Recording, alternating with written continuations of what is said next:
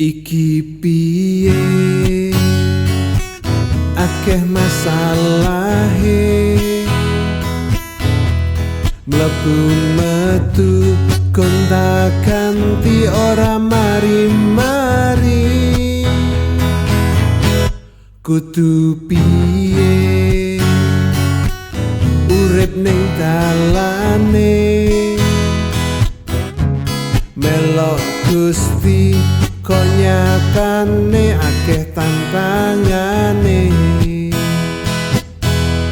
Urip kudu semangat, urip kudu dadi berkah.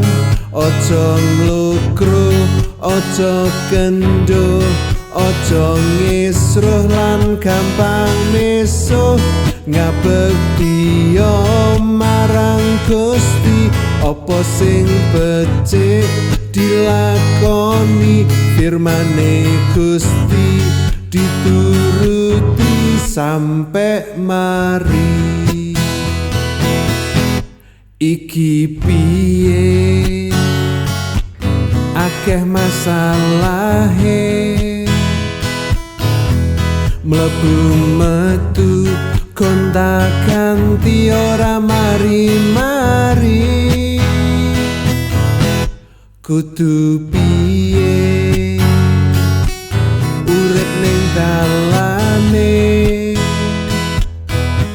melok Gusti kok nyatane akeh tantangane. Urip kudu semangat, urip kudu dadi berkat. Ojo nglokro, ojo kendo, ojo ngisruh lan gampang mesuh.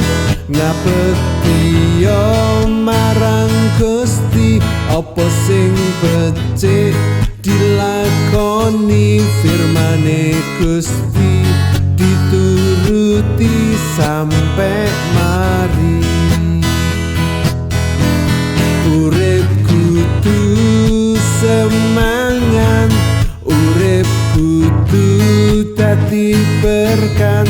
Ojo nglokro, ojo kendo, ojo ngisruh lan gampang mesuh.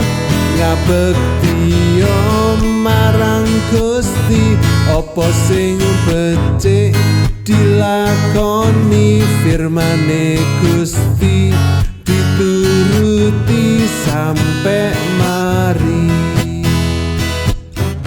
Firmane Gusti dituruti sampe mari. Firmane Gusti dituruti sampe mari.